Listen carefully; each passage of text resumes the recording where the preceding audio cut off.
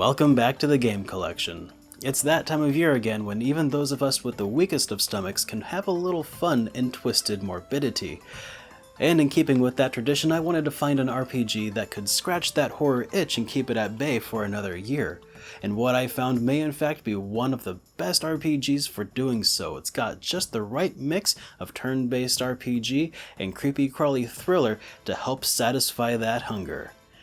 I am Super Derek, and this is Koudelka.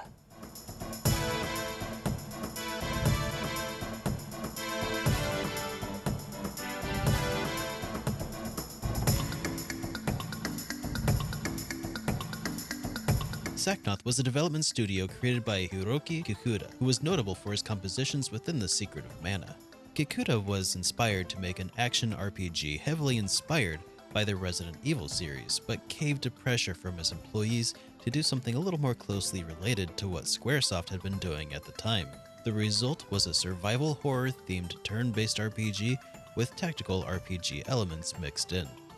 As you begin the game, the story picks up with the titular Koudelka breaking into the attic room of a medieval monastery. She discovers a wounded thief, adventurer, named Edward, who warns her just in time of a monster in the room, tossing a pistol to her in the process. Koudelka dispatches the monster and heals Edward. She reluctantly allies herself with Edward for the time being and decides to explore this one-time monastery, now monster-infested mansion, together. Over the course of their adventure, they rescue a bishop named James, who also joins the party, and gradually the truth behind the monastery, the mansion, and the motivations of each of the characters is slowly revealed, all the while battling apparitions, dismembered corpses, and undead amalgamations along the way. The story of Koudelka rides an interesting line between fantasy and historic fiction. The horror setting for the game is just disturbing and gruesome enough to be upsetting, yet wholly believable. In stark contrast, the characters, and their dialogue, are far too archetypal and corny to be believed, and their interactions with one another are sometimes too candid to be shrugged off. Poetry should delve into the depths of the souls of the faithful and others. It should inspire the soul as to Alexander Pope or George Herbert. If they have the power to do away with these evil spirits, I'd choose anyone. Even that dear old carpenter's son. Blasphemous! Pagan! How dare you utter such words of sin? The result is a gritty game with a deceptive level of charm that can hold your attention throughout its 12-hour duration. Navigation throughout Koudelka isn't too dissimilar from Final Fantasy titles on the PlayStation, using well-crafted, pre-rendered backgrounds. Enough attention to detail was paid to keep objects within the game from blending together, despite a good portion of the game taking place within very dim lighting. Combat within Koudelka is a grid-based and turn-based affair. During fights, enemies and allies can attack each other from adjacent squares, including at a diagonal, but cannot move past the point of the nearest enemy. The result is a sort of tug-of-war as the frontmost fighters vie for ground. Heavy attacks may knock an enemy back, allowing you to gain ground, but the opposite is also true. Ranged attacks can be performed using weapons such as pistols and crossbows, consuming ammunition in the process, which can be a very limited resource from time to time.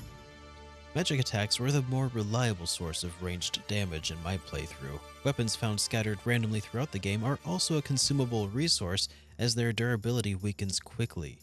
To make matters more complicated, many weapons have magical affinities which will sometimes cause greater damage to foes of the opposing affinity, but will more often cause no damage or even healing effects on enemies. By the end of the game, most of my melee damage was either done unarmed or with the scarce, non-elemental weaponry I managed to scavenge. Something interesting about the weapons within Koudelka is that as you use them, your character's skill level increases, which results in the possibility of follow-up attacks and higher damage. And this even extends into barehanded fighting. Similarly, magic attacks increase in damage output and range as they level up the more you use them. One knock against the game is that the pace of battle is very slow. Movement along a grid is slow, initiating attacks is slow, the spell animations take a long time, and the time it takes for enemies to repopulate the battlefield area after special spell effects takes several seconds. If that sort of thing is usually a deal breaker for you, then you can probably safely skip this title and save yourself the headache. I normally don't mind this sort of thing, but this time around even I was a bit annoyed with it by the end of the game. Leveling up in Koudelka is a pretty unrestricted affair. During leveling, you can dispense skill points to different attributes completely unhindered, giving you free range to min-max your characters to your delight. Used in tandem with a unique battle system, this allowed me to create a tank for dealing physical damage and taking physical hits, and 2 glass cannons in the back row with which to cast powerful magic, which worked very effectively. In keeping with the tradition of survival horror games up to this point, a good deal of the game centered around solving puzzles, finding keys, and knowing where to use them, and just generally trying not to get lost in the labyrinthine mansion in the process. Toward the end of the game, you can unlock an extremely helpful map by solving yet another puzzle, and you can even unlock a holy sword by defeating an optional boss.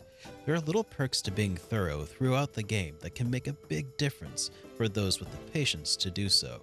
Despite spanning a whopping 4 discs, the game only lasts about a dozen hours or so, maybe more for completionists. The short time span for the game makes it a perfect choice for filling up a weekend leading into Halloween. Most of the data filling up these discs are the hours of voice-acted dialogue, noticeably decent motion capture cutscenes, and full motion video, making Koudelka feel like a relatively high-budget title. A complete copy of Koudelka ought to run you around $70. I was lucky enough to find my copy for about half of that locally. Online, you're more likely to find copies going for $100 or more, and I recommend avoiding those. Koudelka is a good game, but it's not really anything to lose your head over. But if you are looking for an RPG to help you celebrate the festivities of the season, look no further, and that's why it's got a spot in the game collection. Ever want to know why I feel the way I do? Check out my playthrough by following the annotation in the lower right. If you'd like to support the show, consider becoming a patron for access to cut and behind-the-scenes content, status updates, and video commentaries just like these awesome people.